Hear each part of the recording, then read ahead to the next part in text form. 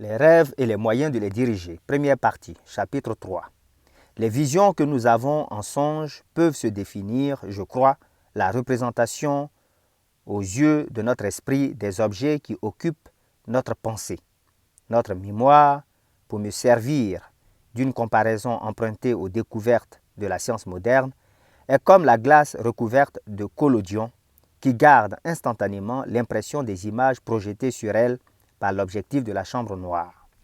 L'instrument était-il bien au point? L'image a-t-elle été bien nettement projetée? Le cliché fournira des images claires et précises chaque fois qu'on lui en voudra demander. L'image, au contraire, a-t-elle été perçue vaguement en des conditions défavorables de lumière, de distance, d'impressionnabilité, ou bien a-t-elle passé trop rapidement pour qu'il en puisse demeurer une trace bien marquée?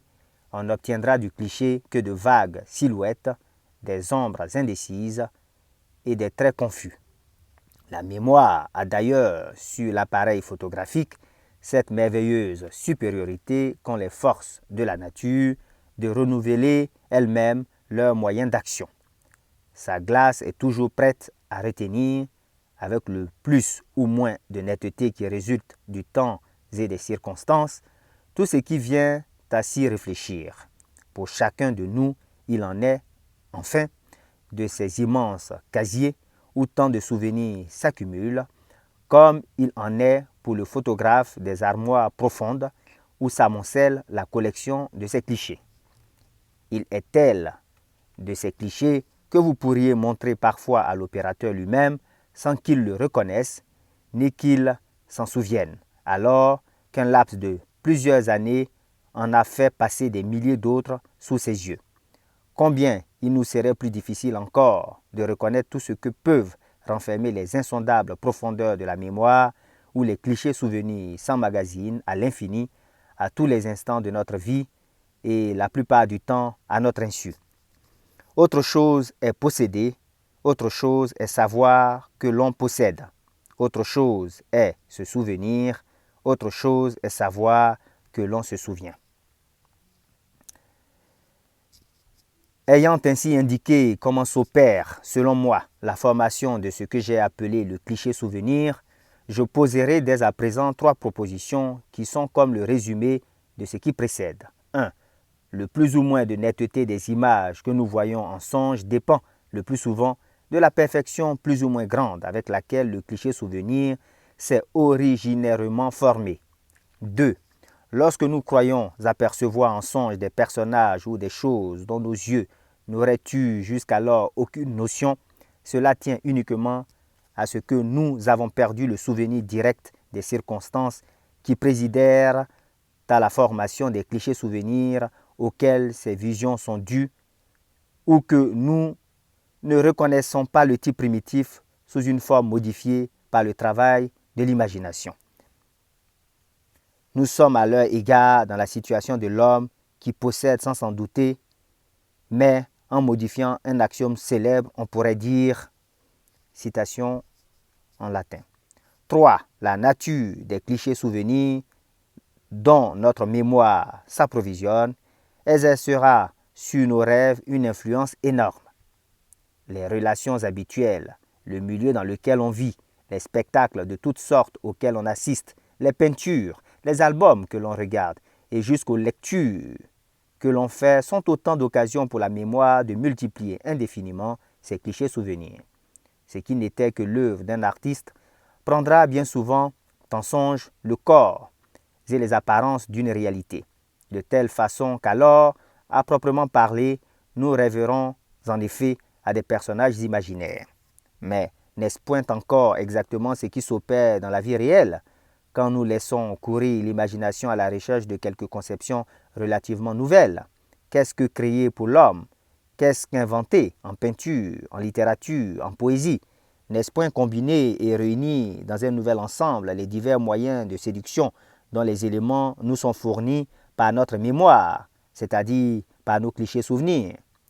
Entre penser et rêver, cette énorme différence existe toutefois que l'éclat du jour et du monde ambiant dans la vie réelle ne permet jamais à nos simples conceptions de revêtir une forme nette et certaine, excepté dans l'hallucination proprement dite que je considère comme le songe d'un homme éveillé, tandis que dans le rêve, quand les volets sont fermés à la lumière du dehors, il n'est point de pensée relative à un objet réel qui ne soit accompagné de son image solidaire, tout ce que nous imaginons se montrant aussitôt avec le plus ou moins de netteté que comportent les clichés souvenirs. Mais comment s'établit en rêve le cours des idées?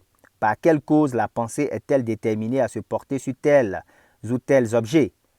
Nous allons l'examiner tout à l'heure après que nous aurons épuisé quelques préliminaires obligés.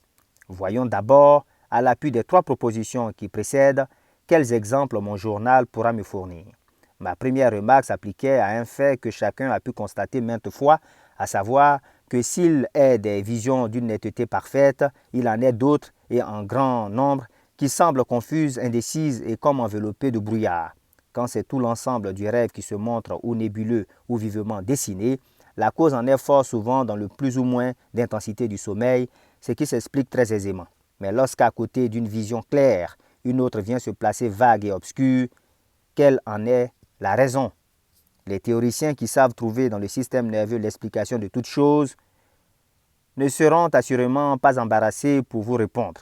Ils vous diront que cela tient à ce que la racine de la fibre cérébrale qui vous transmettait la figure confuse n'était pas aussi fortement ébranlée que la racine d'une autre fibre qui a évoqué des contours précis.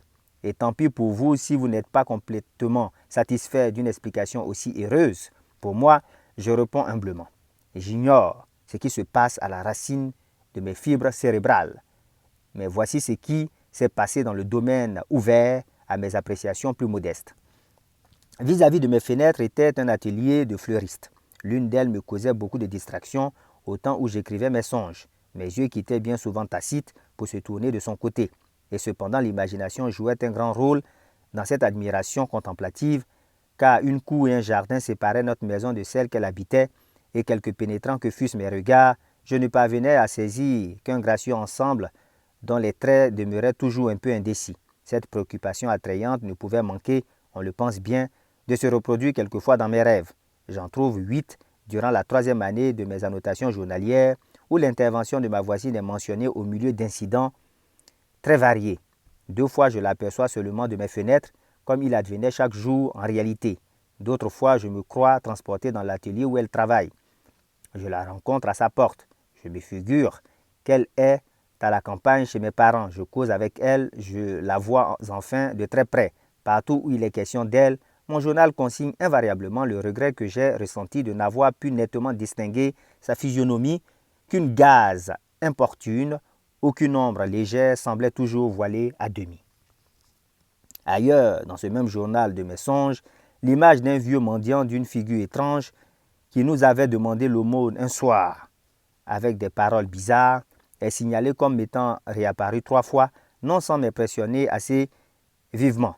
Les songes au milieu desquels il se montre sont des plus clairs et des plus minutieusement perçus. Cependant, la figure du vieux bohémien ne sort jamais de la demi-teinte. Le cliché souvenir, demeuré confus dès son principe, ne saurait fournir une image plus nette qui ne le comporte et, fût-elle appelée par l'association des idées à se produire parmi plusieurs autres d'une netteté parfaite, cette image essentiellement indécise ne ferait que mieux ressortir le contraste, si commun dans les rêves, de tableaux pleins d'une vigueur extrême à côté d'autres à peine esquissés.